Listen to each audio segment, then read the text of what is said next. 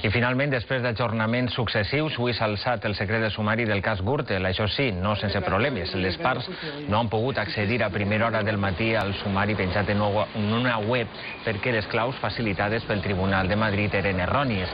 A mitjan matí el problema s'ha solucionat i s'ha tingut accés als 50.000 fulls de la instrucció. De moment, el que ha transcendit són informacions ja publicades en premsa fa un any que assenyalen que l'extresorer del Partit Popular, Luis Bárcenas, va rebre suposats cobraments de més d'1 milió d'euros de la trama.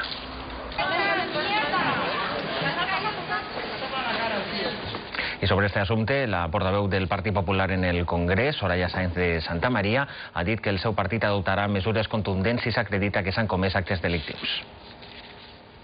Los primeros interesados en sacar de nuestras filas a aquellos que de manera acreditada y constatada hayan podido utilizar al partido o a sus siglas o el sistema político para enriquecerse, somos nosotros.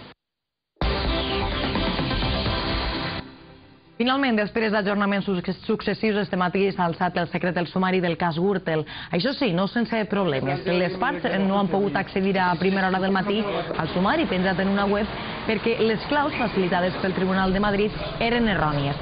A mitjan matí el problema està solucionat i s'ha tingut accés als 50.000 fulls de la instrucció.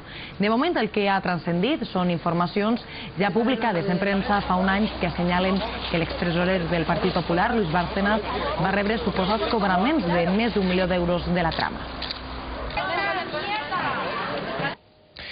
I després d'ajornaments successius, finalment, avui s'ha alçat el secret del sumari del cas Gürtel. Les parts estan tenint problemes per accedir a la pàgina web on està penjant el sumari a causa del volum del document, 50.000 fulls.